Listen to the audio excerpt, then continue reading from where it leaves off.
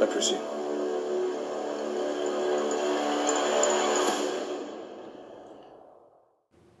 Hello everybody, welcome back to Screenstars. I'm here today to bring you my review for the 2021 horror mystery thriller Jekyll and Hyde, a film that is directed by Steve Lawson, and it stars Michael McKell, Tom Hendrick, Robin Dens, David Lennox and Mark Topping.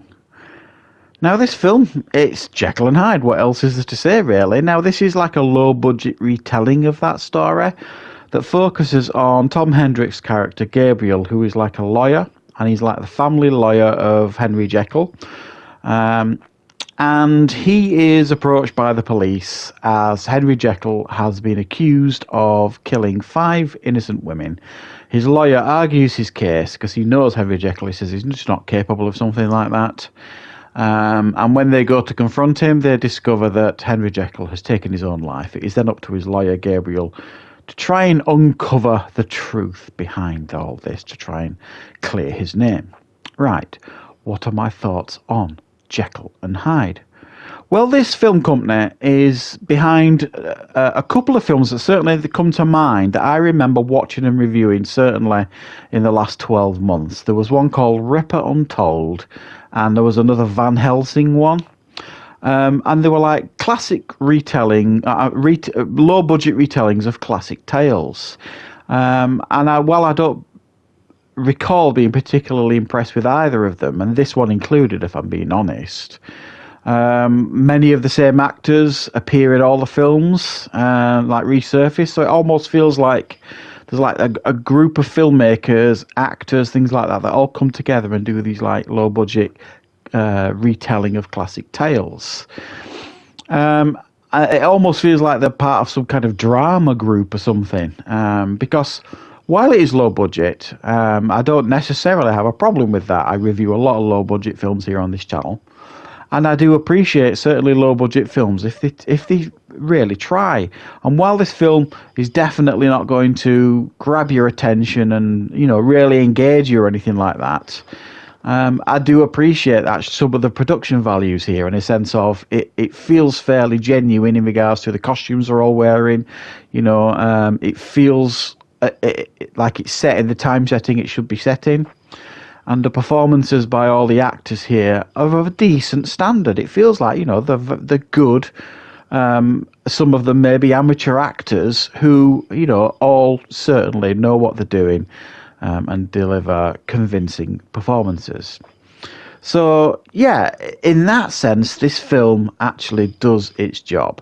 Where it doesn't do its job is actually gripping your attention, because it goes for an odd way of telling this tale, the Jekyll and Hyde tale. Now, when you watch a Jekyll and Hyde film, or TV show, whatever, what do you expect? You expect some Jekyll and quite a lot of Hyde, and you don't really get any of that in this film. Like I say, maybe due to budgetary constraints, it tells it from this lawyer's perspective. Henry Jekyll's taken his own life, and he's trying to uncover the truth as to what's gone on, and that inevitably leads him down the path to Hyde. And the reveal that takes place at the end will probably, understandably, disappoint many people, as it did me. I found it very underwhelming, the ending here, and obviously I'm not going to spoil it, but it just didn't do it for me at all. And another thing, it's just too tame, this film. It's not scary. Now, for me, Jekyll and Hyde should be scary. There should be really frightening aspects to Jekyll and Hyde. I remember the BBC did a TV show years ago, Jekyll, with James Nesbitt, I believe it was. Absolutely brilliant. It was one of my favourite shows, that. And I've got it on DVD somewhere. I loved it. It was so brilliant. And they showed that at like tea time on a Saturday afternoon on the BBC.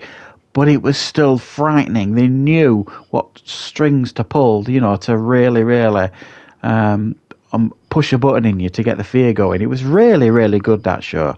And this is just too tame. It's not frightening, like I say. It's not exciting. It's not thrilling. The story is not particularly engaging and interesting. It just really has nothing other than the production values that I mentioned being of a decent standard, certainly for a low-budget film, and the performances all being of a satisfactory standard, again, for a low-budget film. So they almost feel as well like carbon copies of each other, like The Ripper Untold, the Van Helsing one, and this. They're like tight, low-budget versions of these classic stories, but they are restrained because they can't tell the story how they want to tell the story, I expect, because they don't have the money to do it. So they are, every single one of those. I remember the Van Helsing one. It was all like based just around a few characters, and there were no vampires in it, from what I remember, or hardly any vampires in it. The Ripper Untold one, again, was a very uninspired and unexciting version of telling the Jack the Ripper story.